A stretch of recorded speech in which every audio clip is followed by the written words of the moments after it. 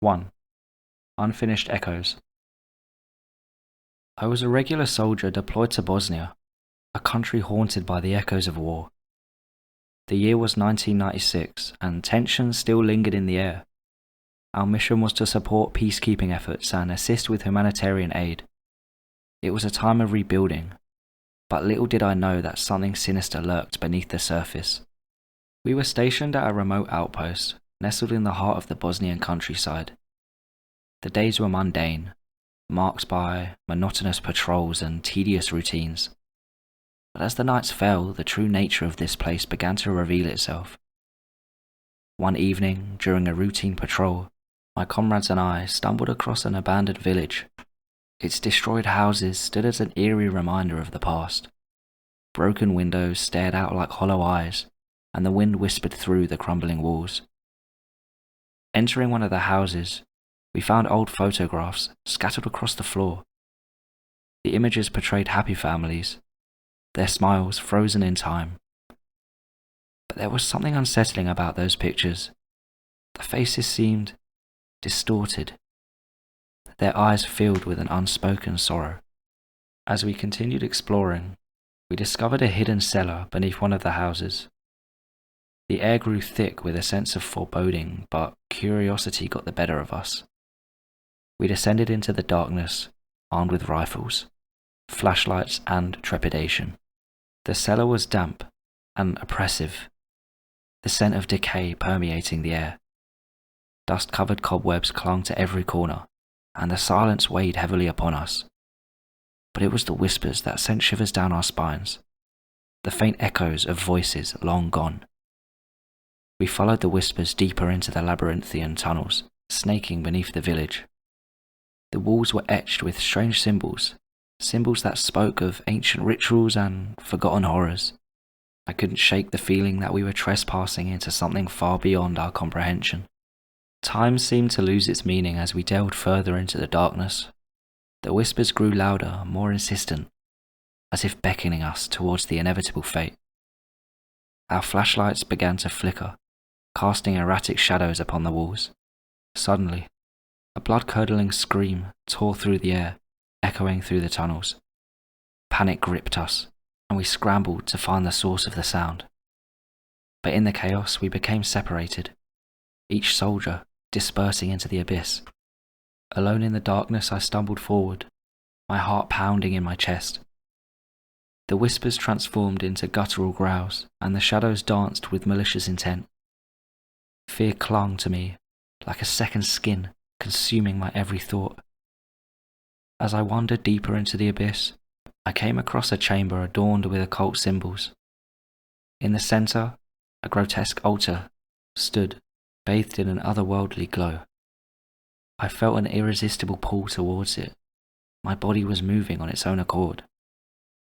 As I approached, the whispers intensified, forming a cacophony of tortured voices. Their words intertwined, creating a maddened symphony that threatened to shatter my sanity. The altar seemed to pulse with a sinister energy, drawing me closer and closer. I reached out to touch it, my fingertips grazing its surface. Suddenly, a blinding light engulfed the chamber, and the voices crescendoed into a deafening roar. The next thing I knew, I was back in the abandoned village, surrounded by my comrades. Confusion clouded our minds as we tried to make sense of what had happened. None of us could explain the supernatural forces that had whisked us away. But it was then we had realized one of our own was missing. Private Jameson. We retraced our steps, searching every nook and cranny. But there was no sign of him. We refused to give up, desperate to find our lost comrade. Days turned into weeks and weeks into months. But our efforts were in vain. Eventually we were reassigned and forced to leave Bosnia behind.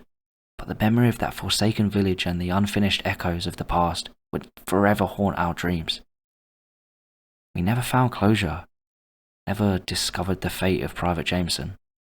Years passed since our ill-fated encounter in Bosnia, but the memories remained etched into my mind. The unfinished echoes of that forsaken village continued to haunt me, refusing to let me go. Determined to find closure, I embarked on a personal journey to unravel the mysteries that plagued my thoughts. Through countless hours of research and investigation, I discovered a hidden history of that village we stumbled across. It turned out that during the Bosnian War, the village had been a site of unspeakable atrocities. It was a place where innocent lives were mercilessly taken, their spirits forever trapped in the depths of despair. Armed with this newfound knowledge, I returned to the village, now a ghostly shell frozen in time. Darkness enveloped the surroundings, the air heavy with oppressive energy. It was as if the village itself held its breath, waiting for me to uncover its secrets. Guided by instinct, I made my way back to the hidden cellar, the epicenter of the inexplicable events that had unfolded years ago. As I descended into its depths, the whispers began anew, their voices a chorus of anguish and torment. But this time, I was determined not to succumb to their fear. I ventured deeper into their labyrinthian tunnels, my heart once again pounding in my chest. The walls pulsed with an ancient power, the symbols etched upon them exuding an eerie glow. I followed the path with unwavering determination, prepared to face whatever lay ahead. Finally, I arrived at the chamber, the heart of the darkness that had consumed us before. The altar stood, its malevolence radiating through the room. It beckoned to me, a silent invitation to uncover the truth that had eluded us all these years. With trembling hands, I reached out to touch the altar once more. As my fingertips grazed its surface, a surge of energy coursed through me. Visions flashed before my eyes, horrific images of the village during the war, the cries of the innocent echoing through me. But amidst the chaos, one image stood out. Private Jameson. His face etched with terror, bound to the altar, trapped in eternal suffering. It was a chilling revelation, confirming our worst fears. His fate had been sealed within these unhallowed walls. As I pulled away from the altar, the whispers ceased. An eerie silence. The truth had been uncovered, yet closure remained elusive. Private Jameson's spirit remained trapped, unable to find peace, forever tormented by the horrors he witnessed. 2. The transmission. When I moved into my new apartment, I found an old, abandoned radio in the basement. Its retro design sparked my curiosity. Plugging it in, I discovered it still worked. It picked up only static at first, but late at night, between the white noise, came faint sounds. The first night, the sounds were almost unnoticeable, like whispers on the wind. By the third night, they had grown louder, a cacophony of distant voices overlapping. Their words unintelligible. What began as a peculiar oddity became increasingly unsettling.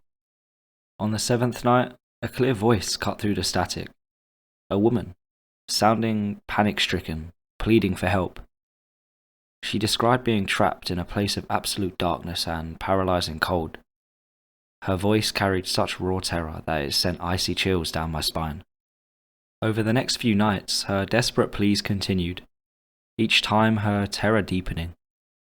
I didn't know how to help, or even if what I was hearing was real. The police thought I was a prankster when I tried to report it. Then one night, the woman's voice was replaced by something darker, a deep grating voice that filled the room with a heavy dread. It spoke in a language I didn't recognize, its tone malicious and taunting. Soon after, strange phenomena began occurring around my apartment. Objects moved on their own, lights flickered and chilling drafts appeared from nowhere. The woman's voice returned, intermittently, now interspersed with bone-chilling screams and pleas for mercy. At the peak of my terror, the deep voice spoke in English for the first time. It whispered my name. I froze. How did it know my name? The voice continued with a menacing chuckle, promising to come for me. That night I was too terrified to sleep. As promised, each night brought escalating horrors. My dreams were filled with nightmarish visions of a dark, icy abyss filled with lost souls. I would wake up with unexplained scratches and strange symbols etched onto my skin. The voice from the radio grew more triumphant with each passing night, relishing my growing fear. In my desperation, I tried to destroy the radio, to get rid of the source of my torment. but no matter how hard I tried, smashing it, burning it, throwing it away, the radio always returned. Its static-filled whispers growing louder. Now I'm living in constant terror, waiting for the fulfillment of the voice's promise. I'm its plaything, trapped in this waking nightmare. The woman's pleas have turned into maddened laughter, joining the dark voice in its torment. My every moment is filled with dread. The static haunts me. Even when the radio is off, I hear the whispers, the screams, the chilling laughter in my head, a constant reminder of the inescapable horror that my life has become. The presence is growing stronger, feeding off my fear, my sanity slipping away. I can feel it now. An imminent darkness creeping closer. Its icy touch just a breath away. My story is a desperate plea, a warning of the terror that came from the static, from the voices that knew my name. The horror I'm living is so bone-chilling, so paralyzing, that it's turned my existence into a never-ending nightmare. 3. The fading shadows. It was an ordinary evening, when I arrived home to an empty house. The silence was unsettling, as if something was amiss. My wife, usually bustling with activity, was nowhere to be found. Anxiety gnawed at my gut as I called out her name, but my voice echoed back, unanswered. I embarked on a frantic search, scouring the room for a trace of her presence. Yet, it was as if she had vanished into thin air. Panic set in, and I reached for my phone to dial the authorities. But just as my fingers brushed the screen, a cold breeze swept through the house, causing the hairs on the back of my neck to stand on end. Shadows danced along the walls, their movements fluid and unnatural. The air grew heavy with an oppressive energy, making it difficult to breathe. I stumbled backward, my heart pounding with fear. In a desperate attempt to make sense of the situation, I retraced my steps, moving cautiously through the rooms. But with each passing moment, the house seemed to shift and contort, as if taunting me with its enigma. Doors creaked open and shut on their own, and whispers echoed through the empty corridors.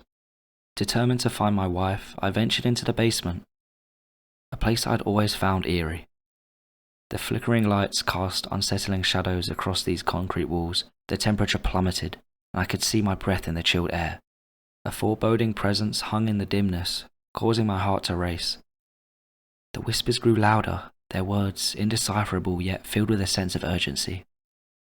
Shadows writhed and twisted, morphing into grotesque shapes that danced just beyond my line of sight. With trepidation I stepped forward, peering into the darkness.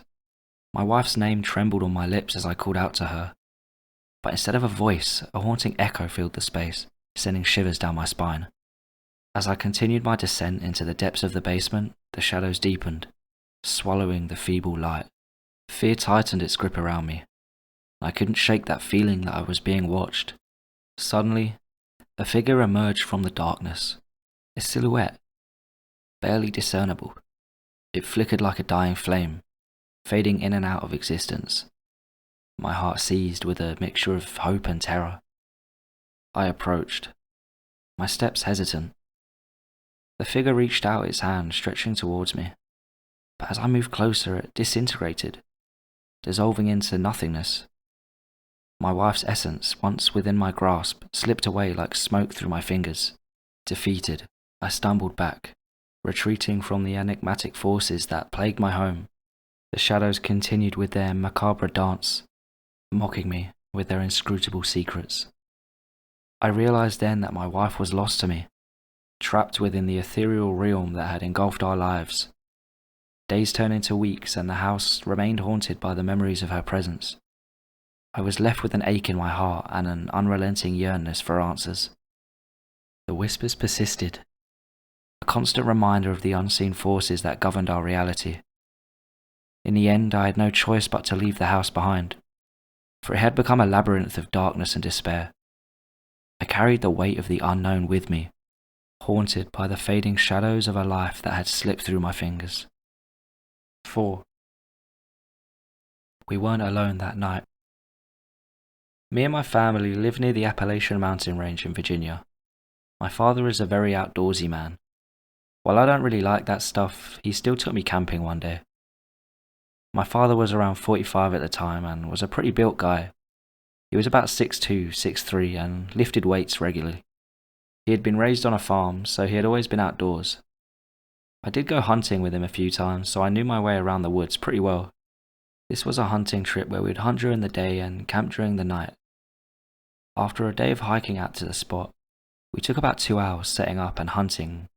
We were both ready to fall asleep. My dad likes to whistle when he falls asleep, and it also helps me fall asleep. Right before I fall asleep, I heard a very strange sound and woke up. My father was still awake, so I asked him what it was. Since he had grown up outdoors and was always outdoors, he knew how every animal sounded, no matter what the call was. Turns out it was a coyote. After that I fall asleep, but was shaken awake by my father after I don't know how long. He had a very panicked look on his face, as he said we needed to get out of there as soon as possible. I was confused until I heard it. It was a blood-curdling scream coming from somewhere beyond the tree line, where we couldn't see. I asked my father if we should help them since they sounded like they needed help, but he ignored my question. I kept on asking questions about what it was until he looked at me and whispered, "On my 45 years on this earth, I've never heard that noise before." This made me scared since if anyone knew what an animal sounded like, it would be him. Eventually we packed everything up, and as we went to pack the tent, we heard the scream again, but this time much closer. I looked towards the tree line and saw a tall figure, maybe 6'9", 6'10", staring at us. I guess my father saw it too. He grabbed my arm and said, "Let's go." I was paralyzed with fear at this point, but eventually snapped out of it. I grabbed my bag and followed my father back to the car.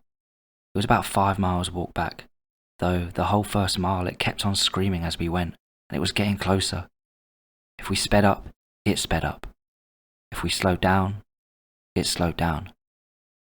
At about mile 3, I heard her scream again, but this time it was different. It sounded louder and with a bit more urgency. My dad must have noticed this too because he started jogging.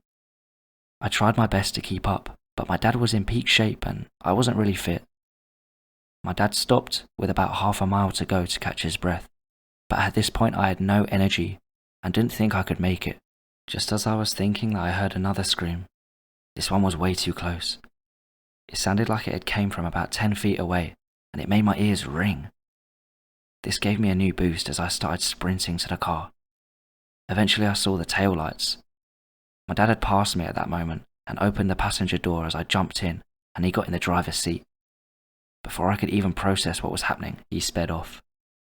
As I was catching my breath in the car, I heard one final scream. This one was so loud it made my ears ring while in the car. My father didn't even look back, he sped up. Eventually we made it back home. We never told our family about this, and sometimes I ask my father what it was, and to this day he says he doesn't know.